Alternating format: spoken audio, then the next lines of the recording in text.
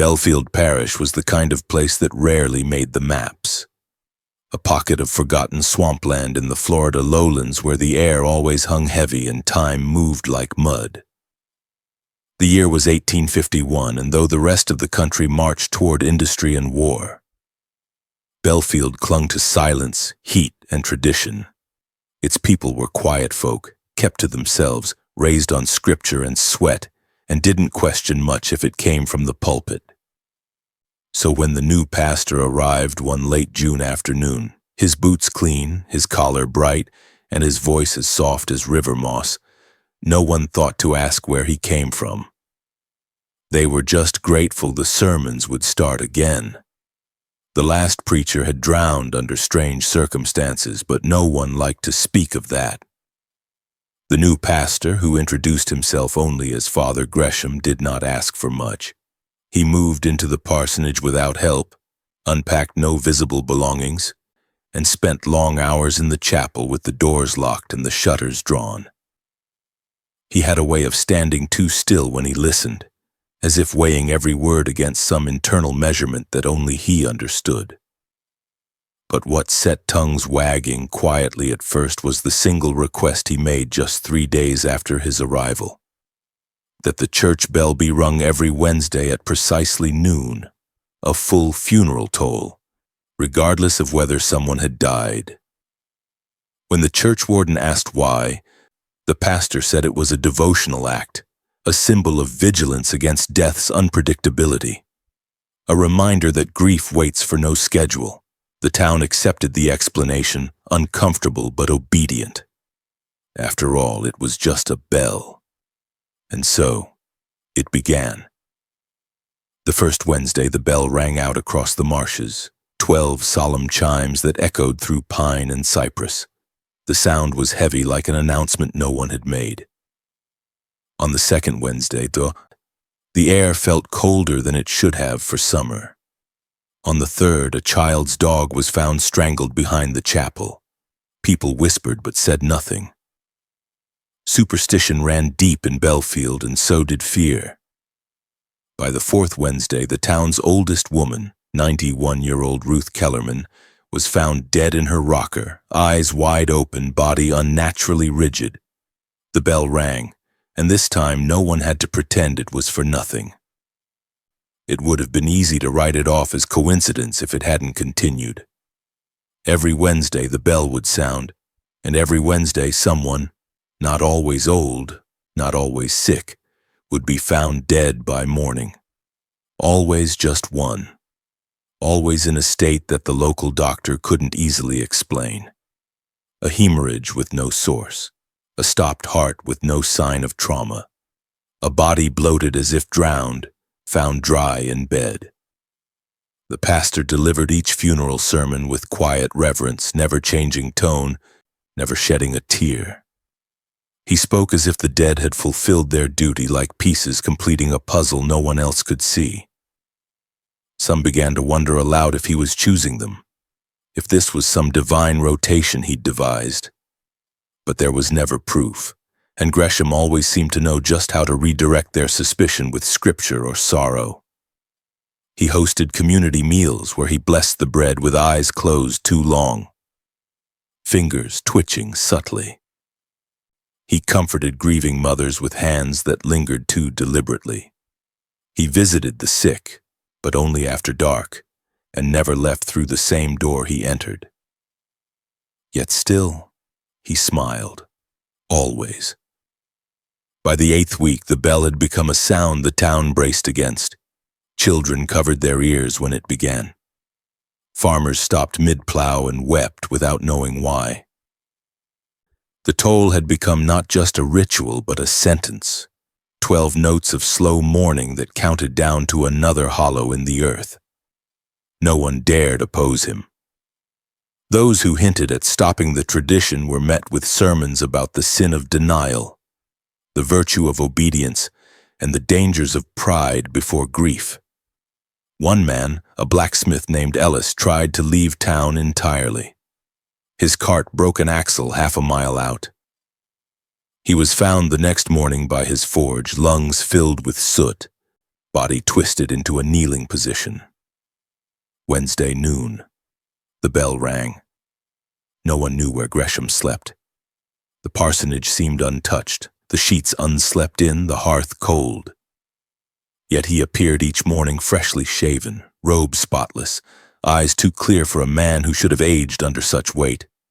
There was no paper trail for him, no letters, no past. Even the diocese had no record of sending him. And yet no one could say when or how he arrived. He was simply there, as much a part of Bellfield now as the moss and the graves. By now the bell was more than a symbol. It was a contract, one no one had agreed to but all obeyed, and every week it kept its end of the bargain.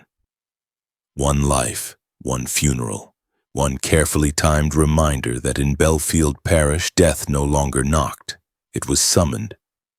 And the man who rang its call did so with a gentle voice, a bowed head, and a smile no one could unsee, and the Wednesday bell kept ringing.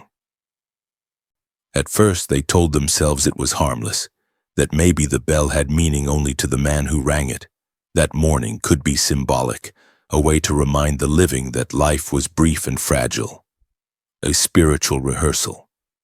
That's what the elders called it. A weekly whisper to the heavens that death was being respected.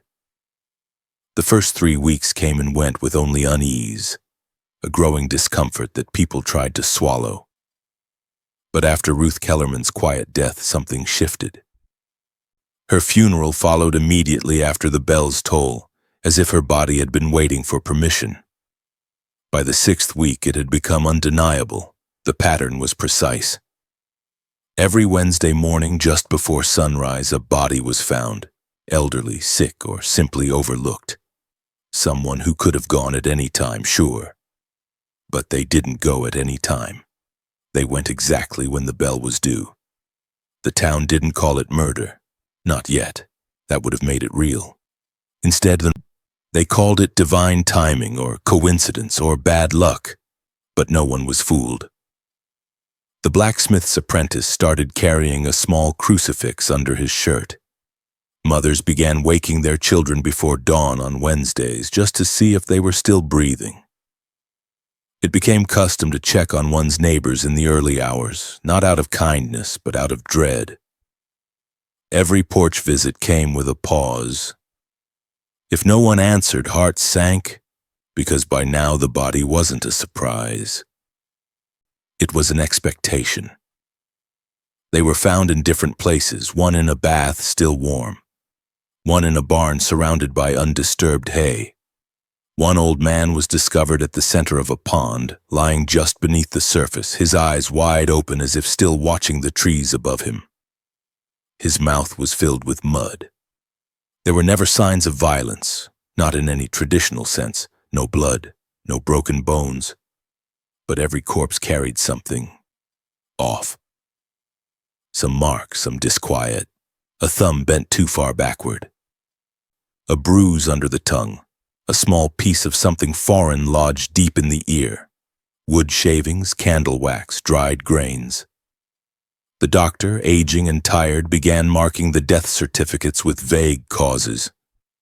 System failure, sudden collapse, and natural yet abrupt.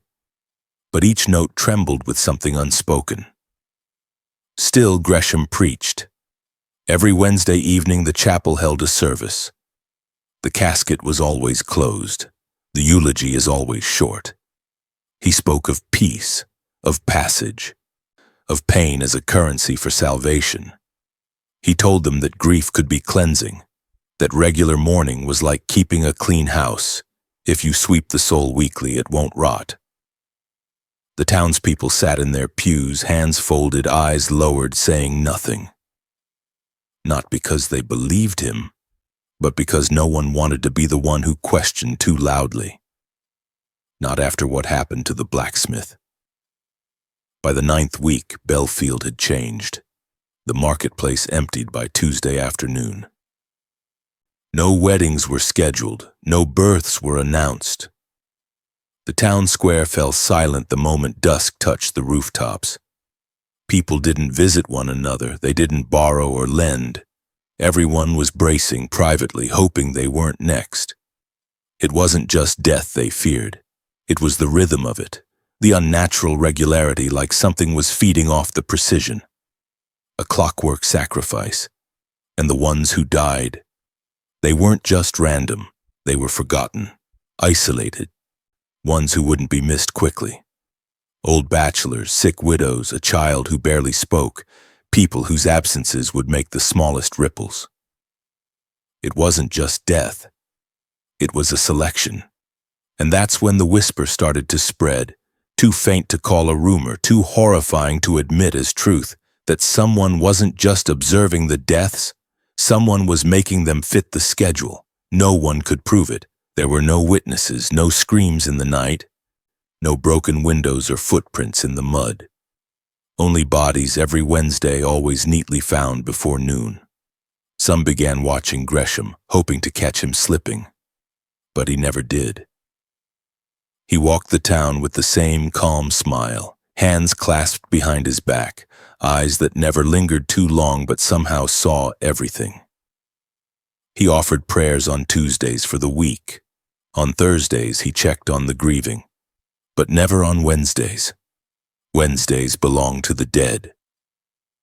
One woman, Miss Eliza Kane, tried to leave. She'd lost her sister the week before and couldn't take the sound of the bell anymore. She packed her things in the night and boarded a northbound wagon before sunrise. By dusk, the horse returned to Bellfield on its own, reins dragging, eyes wild. Her luggage was found intact in the wagon bed. Eliza was not. Gresham held her funeral 3 days later. He said nothing of her attempt to flee, only that her journey was complete. People stopped trying to leave after that. They stayed indoors, they prayed harder. But most of all, they waited. Each week the waiting grew louder than the bell. Some believed if they mourned hard enough, if they cried for the ones taken, maybe it would end. Maybe it was some curse looking to be appeased. But it didn't end. The dead kept arriving, and the bell kept ringing. Jonathan Pell had buried more than 70 people in his 24 years as Bellfield's undertaker, but never had he buried them this fast or this quietly. Since the new pastor arrived, the process had become both mechanical and unnerving. One funeral each week, like a machine that fed on sorrow and never once jammed. What bothered him most wasn't the speed or even the number, it was the condition of the bodies. He had started to notice things, subtle at first. A hand with 3 knuckles turned the wrong way. Skin on the back of the neck that looked pinched and bruised. A widow named May Thatcher, gone at 70, no known illnesses, came to him limp and cold, with her right wrist wrapped in a purple swelling that didn't match the rest of her. He peeled back the sleeve gently, and what he saw made him sit down. There, embedded beneath her skin like a rotted string under dough, was a faint but unmistakable ligature mark. Not the kind made by rope or twine. It was too narrow, too clean, like wire. And it wasn't the only one. She had another just above her ankle, perfectly aligned, too deliberate to be from a fall, too hidden to be accidental. Pell tried to tell himself that age brought bruises easily, that decay could make the body lie, but these weren't lies, they were messages, and they weren't meant to be seen. That's what chilled him most. Whoever did this, if it was someone, wasn't trying to display their cruelty. They were tucking it away, making the body look peaceful on the outside while hiding the damage where only the undertaker would find it. Pell waited until dusk to confront the pastor, thinking it best to catch him off guard. But Gresham was never off guard. He stood behind the chapel's altar with his hands folded as if expecting him. When Pell mentioned May's wrist, the pastor did not blink.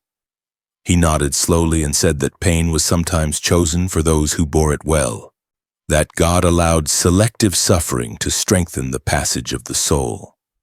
And sometimes the body had to be prepared. He said this calmly, like a man explaining the weather. When Pell asked who chose the suffering, the pastor only smiled and said that divine mercy required trust. Pell left feeling hollow. He didn't report it. To whom would he report it? The sheriff had buried his own sister just 2 weeks earlier, no questions asked. The doctor refused to reopen any body once buried. And the townsfolk? They were terrified. They walked with heads down and mouths shut. Pell began dressing the bodies faster, hiding the marks with careful stitching and extra cloth, as if covering the evidence would make it disappear. But it didn't. Each week brought a new corpse with new hidden injuries.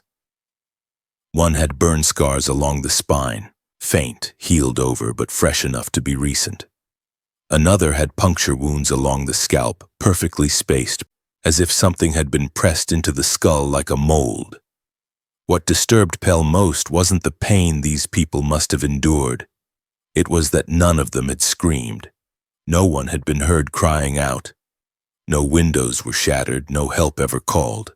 They simply died, quietly and on time. Whatever was being done to them, it wasn't rage, it wasn't sloppy, it was orderly. Pell began to realize he wasn't preparing the dead anymore. He was covering up the aftermath of a process. A ritual, perhaps, one that had rules, one that someone or something was enforcing. And still the bell rang. Caleb Morrow wasn't supposed to die.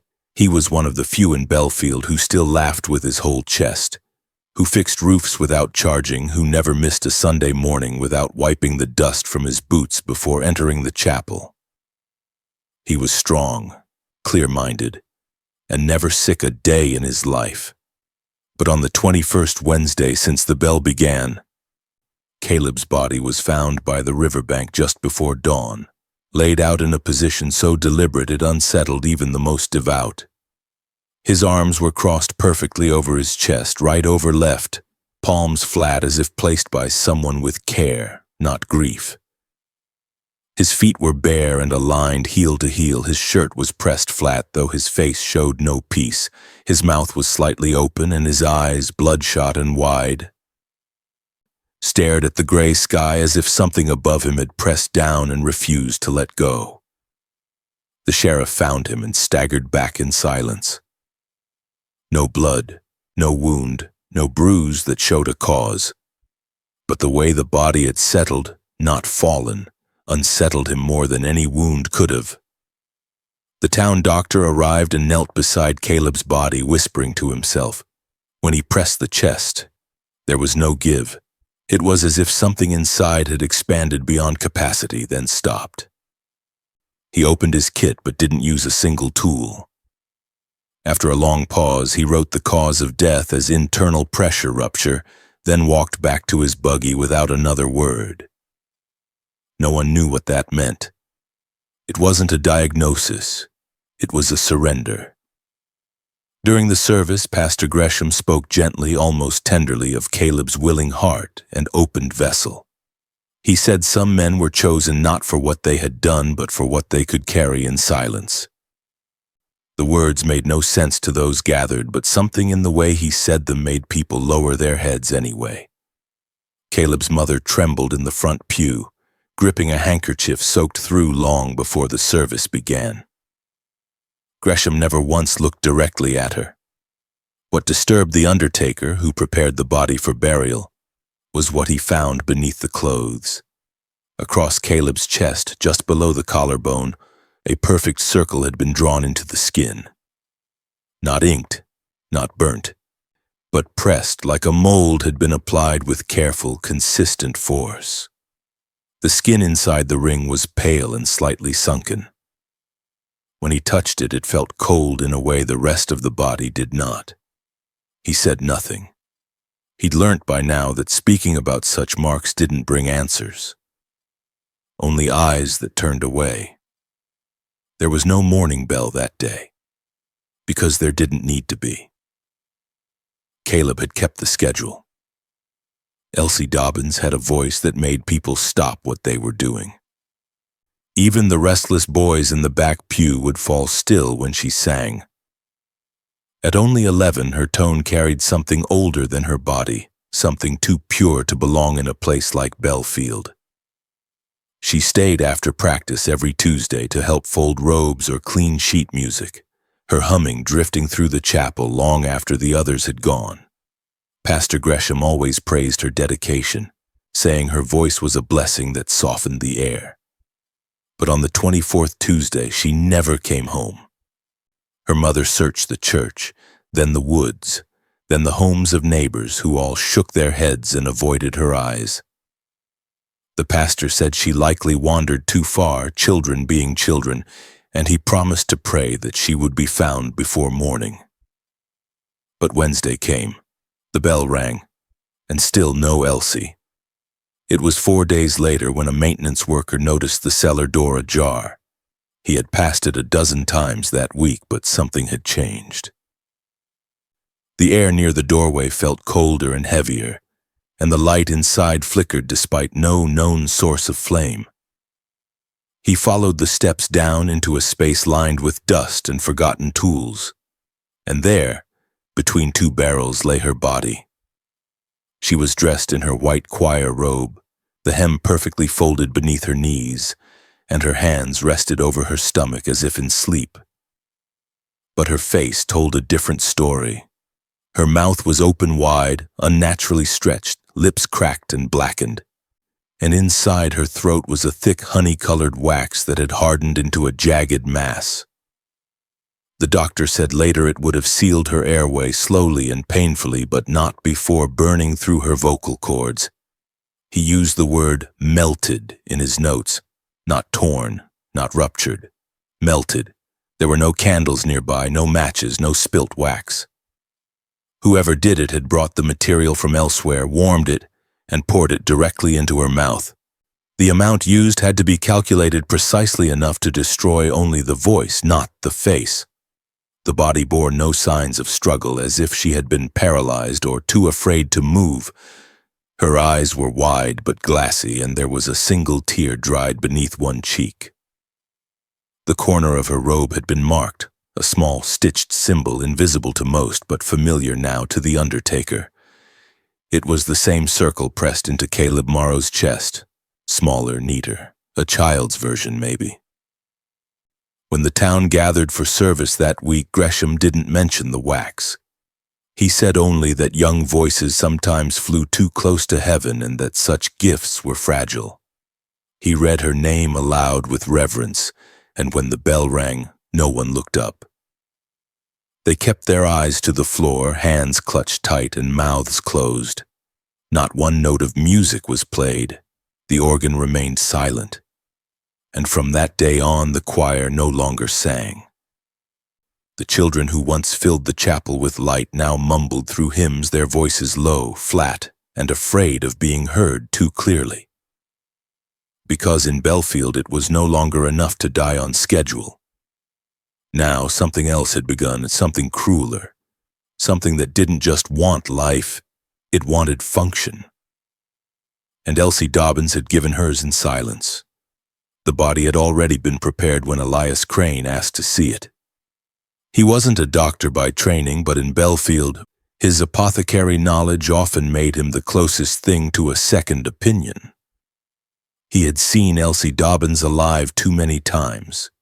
That voice, that energy, and something about her death, the suddenness, the silence surrounding it, wouldn't leave him alone. He waited until the undertaker stepped away for lunch, then stepped into the embalming room with quiet steps and a tight chest. The girl lay under a white sheet, the corners tucked too precisely. He peeled it back slowly, hands shaking not from fear but anticipation, as if part of him already knew he'd find something he could never unsee. The mark on her arm wasn't a bruise, it was a wound. A puncture near the bend of the elbow, not fresh, but not healed either. The skin around it had turned a dull gray and puckered inward, with 4 smaller impressions trailing behind it like teeth. But it wasn't teeth. He leaned closer and saw that the skin had torn unevenly, not from force, but from something barbed. something that entered clean, then snagged outward like a hook. It hadn't bled much. Whatever pierced her had been made to slip in and draw from within without leaving a mess. He pressed lightly around the site and felt resistance, like there was something still underneath, a fibrous ridge embedded in the tissue. He recoiled. This wasn't a syringe. It wasn't even metal. It had the shape of something once alive. He ran to the sheriff's office with his notes. Not the body, too scared to move it without permission. He described what he saw in detail. Size, depth, angle. But the sheriff looked past him the entire time. When Elias finished, the man stood up and said the body was no longer available for examination. That it had already been returned to the chapel. He told Elias to let it be. That grief made people see things. That the dead should be left at peace. But Elias knew what he saw. He returned that evening determined to prove it. He brought his lantern, his tongs, and a scalpel. He opened the storage chamber and lifted the sheet again. Only this time, the arm was gone. The body lay in the same position, the robe unwrinkled, the face untouched. But her left arm from elbow to fingertip had been removed. Not torn. Removed. The bone was cleanly cut, the wound stitched closed with black thread so fine it looked like it had been grown there. He stumbled back in horror, bile rising in his throat. Someone had hidden the truth, and not just hidden it. They had rewritten the body, made it impossible to prove what had been done. That night, just after midnight, his house caught fire. The blaze was too fast, too controlled to be an accident. It started in the study. By the time neighbors arrived, everything was ash. No notes survived, no drawings, no samples. Elias escaped with his life, but not his purpose. The fire had done more than burn his home. It had erased a truth that Bellfield was not meant to hold. And across town, as the smoke drifted upward, the Wednesday bell began to ring again. Right on time. Jeb Wallace had dug every grave in Bellfield for 19 years. Rain, heat, frost, it didn't matter. The work was quiet, consistent, and never questioned. But since the funerals turned weekly, something about the ground began to feel wrong under his boots. He couldn't say when it started, only that it crept in slowly like a shadow thickening at the corners of things. The earth grew colder. Even in July, the worms disappeared, and when his shovel broke the surface, the dirt no longer crumbled in his hands. It came up damp and heavy, as if reluctant to let go of what it held. He began to suspect the burials weren't endings. They were offerings, and someone was checking to make sure they were buried deep enough. He never said this aloud, not to his wife, not to the pastor, not to the undertaker. But one Wednesday morning, something in him broke. He stared at the closed casket of a man he'd known since boyhood, Thomas Kearns, a man who ran the grain mill, who'd never been sick in his life, and decided he wouldn't go all the way down. Not this time. Instead of the standard 6 feet, Jeb dug only 3, barely enough to cover the box. His hope wasn't to protest, it was desperation. He wanted someone to notice, a dog, a mourner, anyone. He hoped that shallow ground would expose what deeper ground had always hidden. 3 nights later, the soil above Thomas's grave was found disturbed, not scattered or clawed, peeled like a careful hand had rolled it back.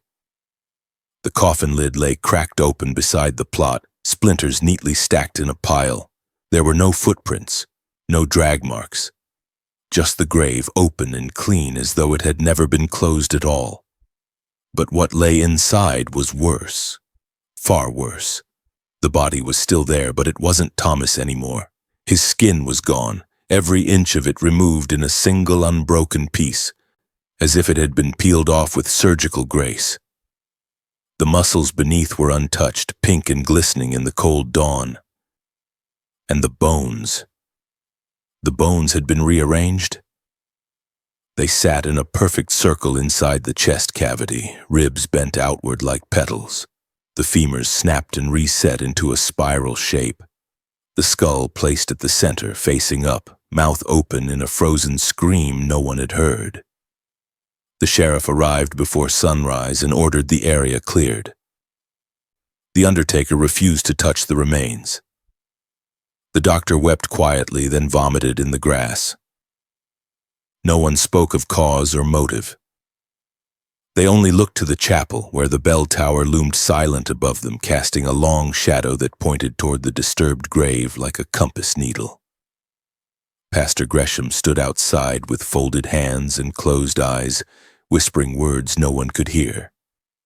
When asked later, he said only that the soil sometimes refuses what it's given. And when that happens, the gift must be restructured. That night, Jeb didn't sleep. He locked his doors, closed every curtain, and waited for the sun. But he wasn't taken. Not yet. Instead, someone else died. Someone buried by another man's hands. As if the schedule didn't care who dug. Only that the pattern was kept clean.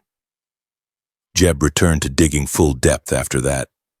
He never again left a casket shallow. But he knew now what lay below the dirt wasn't resting. It was watching. And the bell, without delay, rang again. By late autumn, the air in Bellfield grew still in a way that no wind could stir. Trees no longer shed their leaves as if they feared movement after sunset. Tuesday nights became a town-wide ritual of silent waiting. Doors were barred early. Windows were covered in heavy cloth. No one spoke above a whisper. Candles were burnt low but never blown out, as if to keep something from filling the dark. There was no curfew, no law, only fear that ran deeper than any sermon could touch. Parents kept their children in the center of the house, far from the walls, and even dogs forgot how to bark. The streets emptied long before dusk, and by midnight Bellfield was a graveyard of unlit porches and locked hearts, all listening for footsteps that might not come. But on the 31st Tuesday, it did not rain. That alone should have meant nothing. But Bellfield had known steady rainfall on every Tuesday for over 7 months, a light drizzle, sometimes a downpour, but always the same sky weeping that seemed to wash the town before each death.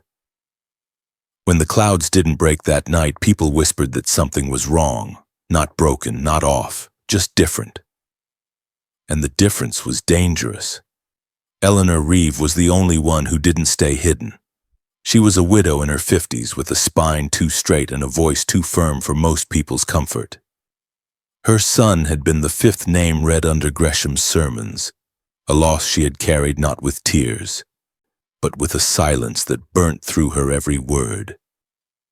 That night she stood behind her kitchen curtain and waited, breath fogging the glass.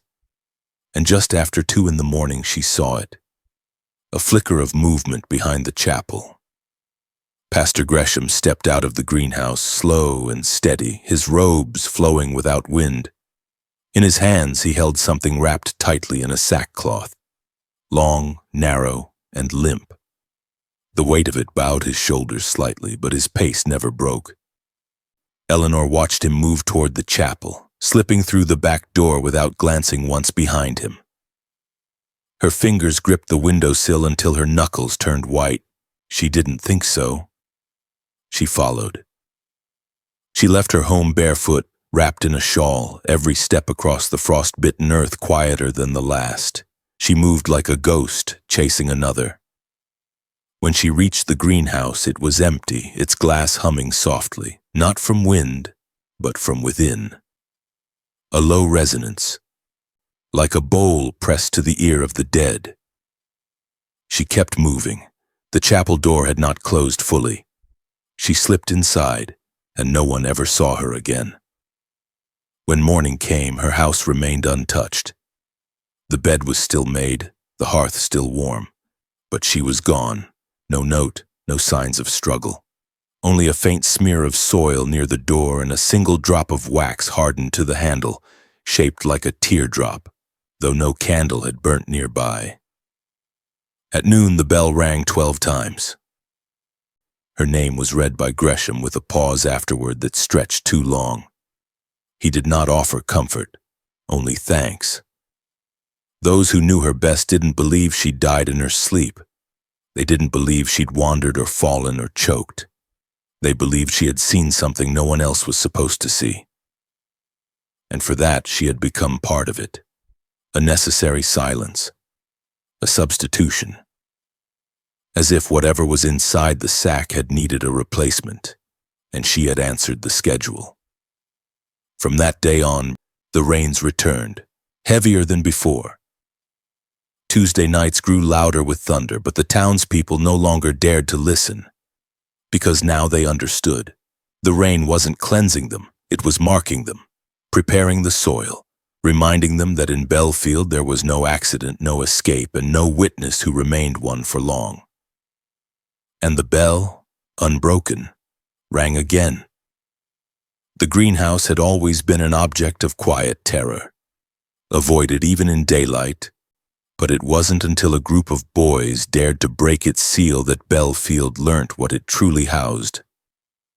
It began, like many terrible things do, with curiosity wrapped in boredom.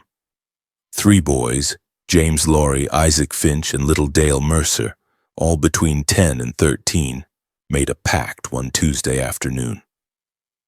They wanted to know what the pastor was growing behind that fogged glass. They'd seen him enter too many times with nothing and leave with robes damp and his hands red at the fingertips. They'd heard the humming, and after Eleanor Reeve vanished, they knew something inside was being hidden. They waited until just past midnight. The sky churned with low clouds but offered no rain. The boys crawled under the fence behind the chapel, their feet crunching frost-laced moss, breath visible even in the early fall air. The lock on the greenhouse was heavier than they expected, but Isaac brought a chisel stolen from his father's shed, and after some effort, the hasp split with a quiet snap. They slipped inside, hearts racing, laughter stifled beneath their fear.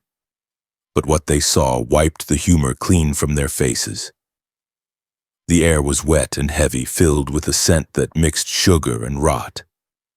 The glass distorted the moonlight into pale ribbons that danced across the soil. But there were no flowers, no pots, no signs of orderly growth.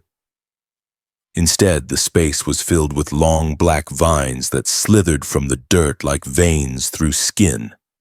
Each vine was as thick as a man's wrist and covered in what looked like barbs. But closer inspection revealed they were not thorns. They were teeth.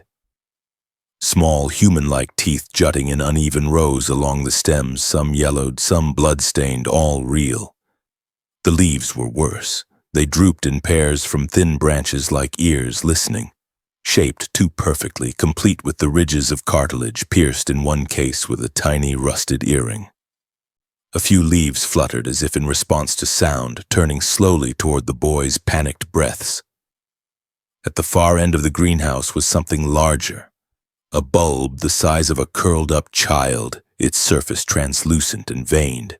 It pulsed rhythmically like a heart suspended in thick syrup, glowing faintly with each throb. Inside, just barely visible, something floated, something curled, eyeless, and still growing. Dale turned first. He muttered a warning and backed away, but his foot caught on a creeping vine.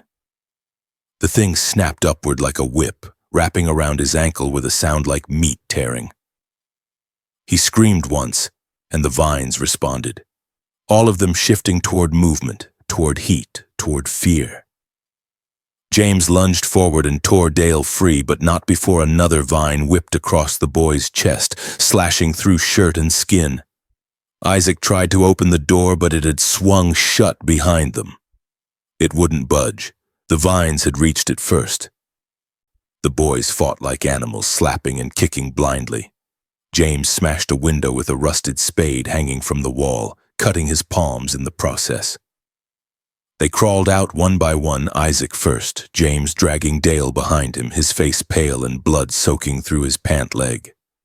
The vines didn't chase them beyond the threshold. They stopped at the edge of the glass, twitching slowly, like something that had already fed. Isaac ran straight home, screaming for his father. Then James limped back to Dale's house, carrying what weight he could. But Dale never made it inside. By the time the town gathered an hour later, the boy was missing again. Not from the path, not from the woods, but from memory. No one but the two survivors remembered he existed.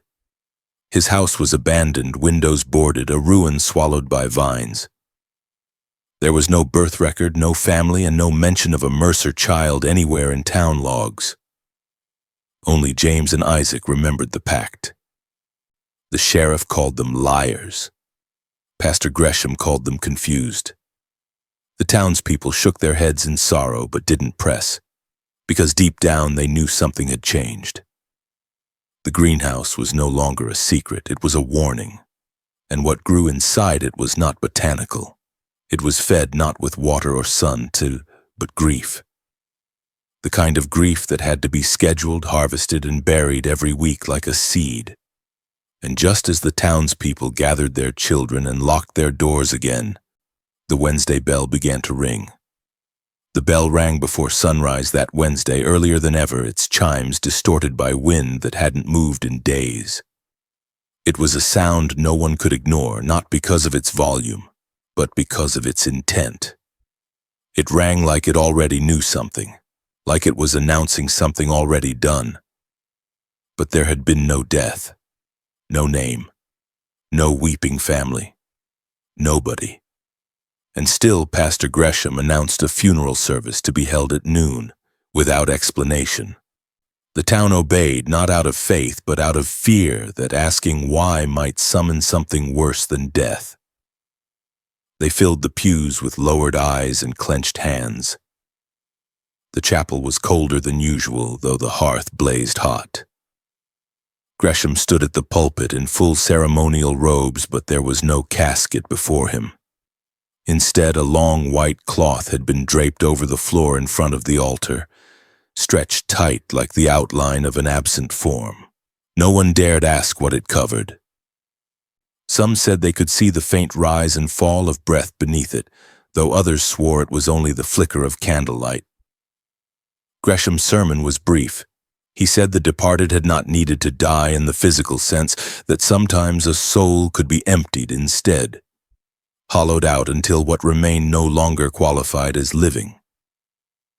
He said the body was unnecessary. That which mattered had already passed. As he spoke, a sound began to grow behind the words, a faint tapping, slow and irregular like droplets striking stone. The congregation turned their heads one by one to the chapel's side walls. There, between the wooden panels, thin trails of red fluid had begun to seep through the seams.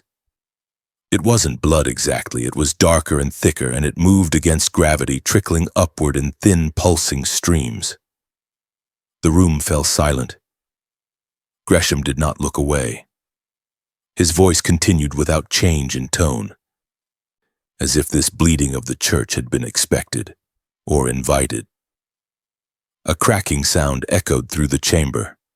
One of the pews near the front shuddered, then collapsed with a sharp snap. Dust rose. The people nearest jumped back. Beneath the splintered wood, half buried in the seat's frame, were dozens of teeth. Real human teeth, some broken, some baby small, others yellowed with age. They were pressed into the grain like they had grown there, like the bench itself had fed on someone. No one screamed.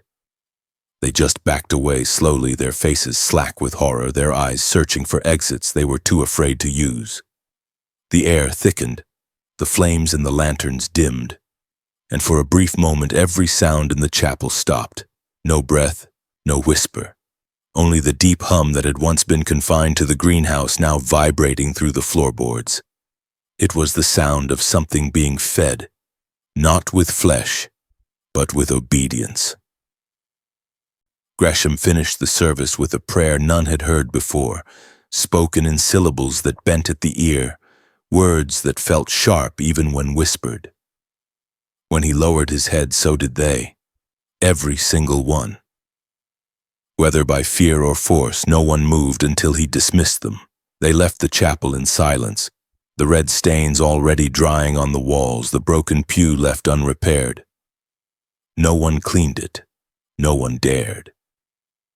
For days afterward, children refused to enter the building at all.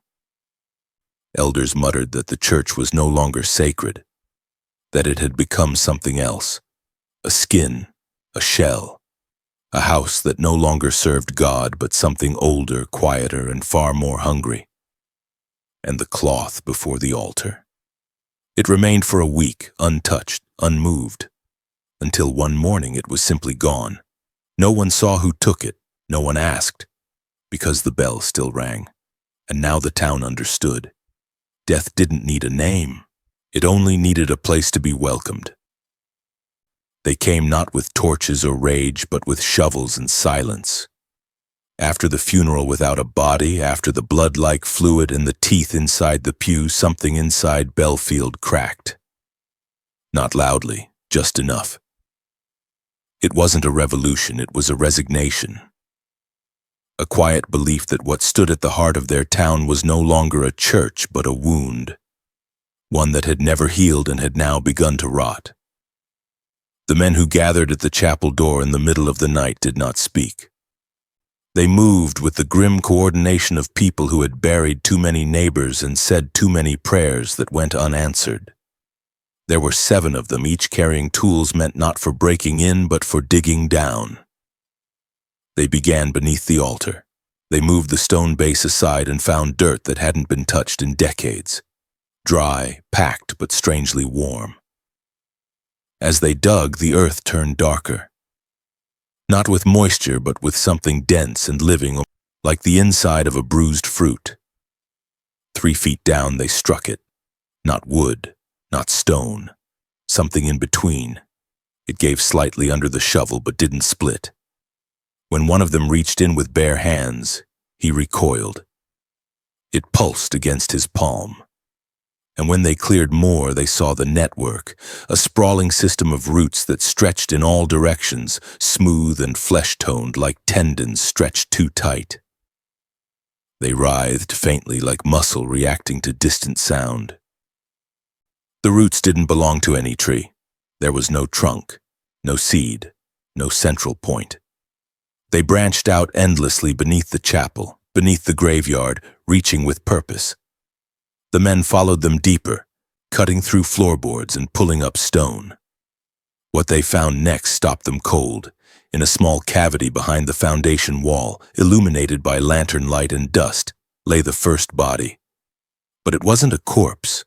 It was a person, eyes open, chest rising barely once every minute. Skin pale, lips sewn shut with black thread. The thread was old but firm, stitched not for pain but for permanence. His fingers twitched once when touched, but he did not wake. More were uncovered, embedded between the roots like fruit suspended in a strange womb. They were preserved in twisted fetal positions, some upright, some folded, each wrapped in a thin vein-like membrane that shimmered with moisture. Men, women, even children. All of them long assumed dead. Their names whispered for months, their faces carved into headstones now proven meaningless. The bodies were not decomposed. They had been kept in stasis, kept in silence. The roots had woven around them, not strangling, not piercing, but cradling, holding, absorbing, as if feeding on something invisible, not blood, not breath, but grief, and maybe memory. One man tried to cut the thread from a woman's mouth. As soon as the blade touched it, her eyes rolled back and her body convulsed violently, then went still. The root she was wrapped in turned dark and retracted into the wall, pulling her with it. She vanished in seconds. By dawn, the 7 men were no longer whole. 2 refused to speak again, sitting on their porches for the rest of their lives with vacant stares. 1 left town that same night, riding west until his horse collapsed. The remaining 4 boarded the chapel and buried the entrance to the tunnel they'd made, hoping containment might equal salvation. It didn't. The pulsing beneath the soil never stopped. The ground remained warm, and every Wednesday that followed, the bell still rang, even though the rope had been cut. When the sheriff returned that week to ask what had been found, no one answered. They only handed him a strip of dried cloth recovered from beneath the altar. On it was written a phrase in a language no one could name. But one man claimed it matched the symbols etched into the side of the pulsing bulb inside the greenhouse, the one that had looked like a heart. The phrase was later translated by a traveling scholar who passed through Bellfield and left quickly after reading it. The translation was short. Grief roots deepest in silence. No one touched the chapel after that. The doors remained locked, but at night some swore they could still hear movement beneath the floor, like stretching, like growing, like something waiting for more. And when the bell rang the next Wednesday, it echoed lower than before. Not louder, just deeper, as if the earth itself were tolling. It happened without ceremony. There were no town meetings, no announcements, and no orders from officials who had long stopped sending word to Bellfield. The people simply began to leave. One by one at first, then in clusters, then in silence. They took what they could carry and left behind what they could not, abandoning homes and farms, headstones, and heirlooms without locking their doors. Some marked their gates with chalk, some didn't bother. There were no goodbyes. The only thing they all agreed on was that the Wednesday coming next would not be waited for, because something had shifted in the marrow of the town, and the ground beneath Bellfield no longer held memory. It held debt. It was the sound of the bell that finally broke them. It had changed. The chime no longer rang from the steeple, but from beneath the earth. It carried a bass so low it shook glass, yet no one else heard it. Not the outsiders. Not the visitors who came through from other counties. Only those born in Bellfield. It echoed in their bones. It followed them home. And for the first time in 33 weeks, they no longer waited to see who would die next. They just fled. The church was the last to go, or rather the last to be touched. In the third week after the exodus began, a group of remaining men set fire to the building in the middle of the night. They soaked the walls in oil stolen from the mill and lit the flame without prayer. The fire rose fast, hungry and orange, but the steeple refused to burn. Even after the roof collapsed, the bell tower stood intact, blackened, but upright. The cross at its peak did not fall, and in the smoke some swore they saw the pastor standing in the window above the altar. Arms behind his back, eyes not watching the town but waiting for something to come through it. No one ever saw him leave, not down the path, not through the fields. No wagon, no cart, no shadow trailing toward the woods. His room in the parsonage remained untouched, exactly as it had been the day he arrived. One bed neatly made, one trunk locked and too heavy to lift, and a thin black robe draped over the chair, damp at the collar. But the man himself had vanished, as if absorbed back into the thing he'd fed for so long. By the fourth month, Bellfield was a ghost town. The building stood hollow and still. Vines overtook fences, the fields browned, and yet the chapel's foundation remained untouched, scorched but unbroken. The bell no longer rang, but on certain mornings the air trembled slightly, as if a vibration passed just beneath the soil. Travelers reported a feeling of dizziness when passing through, or a pressure in the chest that eased only when they crossed the town limits. The few who dared enter the church ruins did not return with stories. Most returned sick. Some didn't return at all. Years passed, then decades. In 1889, a regional council redrew parish lines and attempted to reclaim the Bellfield site. A new chapel was commissioned to be built on the old foundation, citing the need for spiritual outreach in the surrounding region. The records show that 3 clergy were nominated before one accepted the assignment. The others had withdrawn without reason. The chosen man, Father Hollis Brant, was a soft-spoken seminarian from Savannah, young and eager. He arrived alone with his Bible and his tools, intent on restoring what had once been lost. He began by cleaning the stone base of the ruined altar. Beneath it, covered in dust and dried ash, he found something folded, a square of cloth, once white, now mottled gray, carefully creased and tucked between 2 loose stones. Inside was a note written in ink so dark it looked burnt into the fibers. The message was short, just 5 words in careful script. "My garden requires only silence." There was no name, no seal, no date, just the message, weighted by something unspoken. Brant did not mention it in his reports. He placed it inside his coat and resumed his work. But over the next weeks, laborers quit the project one by one, claiming vertigo, nausea, and hearing voices beneath the chapel floor. Livestock brought near the site grew ill. A carpenter died suddenly in his sleep, his mouth sewn shut by a thread no one could identify. Brant stayed for 3 more months before resigning. He left the note behind, pinned under a rock at the altar's edge. After that, no one came back. The chapel was never rebuilt. Bellfield was erased from the county registry by 1902, declared non-viable due to environmental instability. But some maps still show a faded dot in the lowlands, marked not with a name but with a faint symbol, a circle with 3 roots extending downward. And the Wednesday that followed the town's departure? It never came. The sun rose, the birds sang, no bell rang, no one died. But for those who once lived there, something else happened. Something small but impossible to explain. Their clock stopped at noon.